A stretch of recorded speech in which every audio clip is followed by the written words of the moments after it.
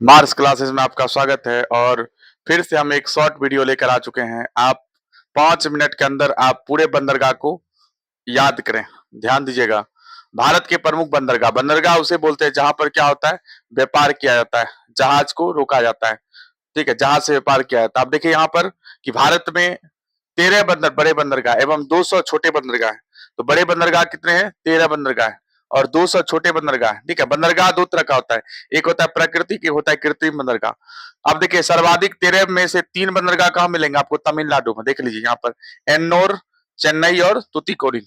200 में सर्वाधिक महाराष्ट्र में 53 बंदरगाह है, छोटा बंदरगाह में। अगर छोटा बंदरगाह में देखा जाए तो महाराष्ट्र में 53 बंदरगाह सर्वाधिक, और बड़ा में देखा जाए तो 13 में से 3 बंदरगाह कहाँ मिलेंगे आपको? तमिलनाडु में। अब देखिए थोड़ा याद कीजिए, कांडला कहाँ है? गुजरात में। मुंबई कहाँ है? महाराष्ट्र में। न्हावा शोभा कहाँ है? महाराष्ट्र में। गोवा, मारमा गोवा याद रहेगा। कर्नाटक न्यू मंगलोर, ठीक है, मंगलोर।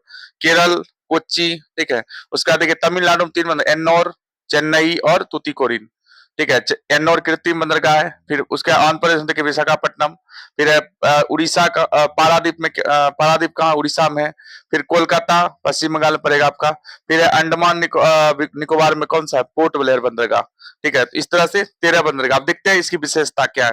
जैसे पहला कांडला बंदरगाह है, वर्तमान में नाम इसका क्या हो गया? दीनदयाल उपाध्याय, पंडित दीनदयाल उपाध्याय बंदरगाह नाम हो गया इसका। इसे ज्वारीय बंदरगाह भी बोलते हैं। उसका देखिए मुंबई बंदरगाह, भारत का सबसे बड़ा बंदरगाह कौन सा है? तो अगर पूछेगा आपसे कि भारत का सबसे बड़ा बंदरगाह कौन सा है, तो मुंबई बंदरगाह है। ठीक है, भारत का सर्वाधिक व्यापार इसी बंदरगाह से होकर, किससे? मुंबई से होता है सर्वाधिक व्यापार।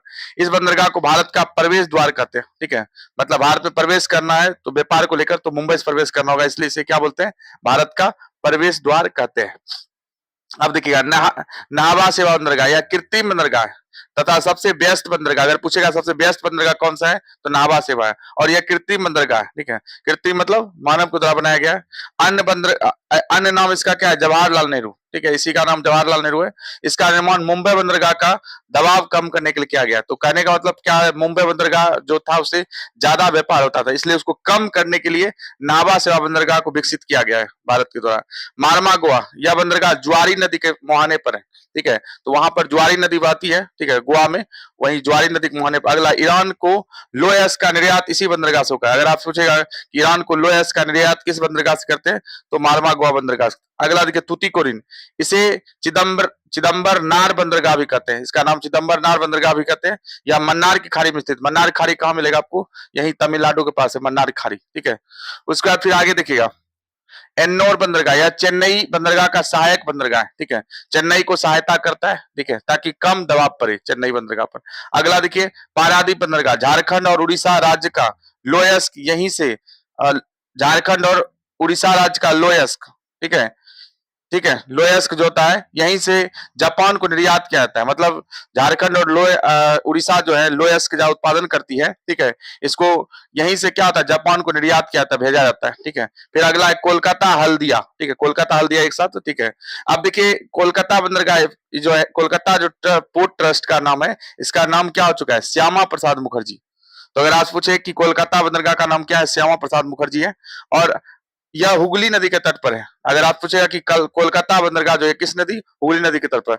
हल्दिया बंदरगाह कोलकाता का सहायक बंदरगाह है, मतलब कोलकाता को ज्यादा दबाव नहीं पड़े, प्रेशर नहीं पड़े, इसलिए किस बंदरगाह को विकसित किया है? हल्दिया बंदरगाह। चेन्नई, यह भारत का सबसे पुराना और बड़ा कृत्रिम बंदरगाह, याद रखिएगा, यह भारत का सबसे पुराना और बड़ा कृत्रिम बंदरगाह। कृत्रिम की बात बोल रहा है। ठीक है, कृत्रिम बंदरगाह सबसे बड़ा है। ठीक है, कृत्रिम मतलब मानव द्वारा। ठीक है, ऐसे सबसे बड़ा बंदरगाह कौन है? मुंबई बंदरगाह है। आगे देखिएगा विशाखापट्टनम, यह भारत का सबसे गहरा बंदरगाह। अगर आपसे पूछेगा कि भारत का सबसे गहरा डीप बंदरगाह कौन सा है, ठीक है, तो विशाखापट्टनम। इस बंदरगाह के निकट डॉल्फिन नोज नामक पहाड़ी होने के कारण यह तेज समुद्री हवा से सुरक्षित है। ठीक है, मतलब यहाँ पर क्या? डॉल्फिन नोज नामक पहाड़ी पाया जाता है, इसलिए क्या है? सुरक्षित है। ठीक है, तो आप एक बार स्क्रीनशॉट ले लीजिए। ठीक है, चलिए, तो आई होप कि इससे आपका क्लियर हो जाएगा। दोबारा देखें, 2-3 बार वीडियो देखें। थैंक यू, मिलते हैं किसी और शॉर्ट वीडियो के साथ।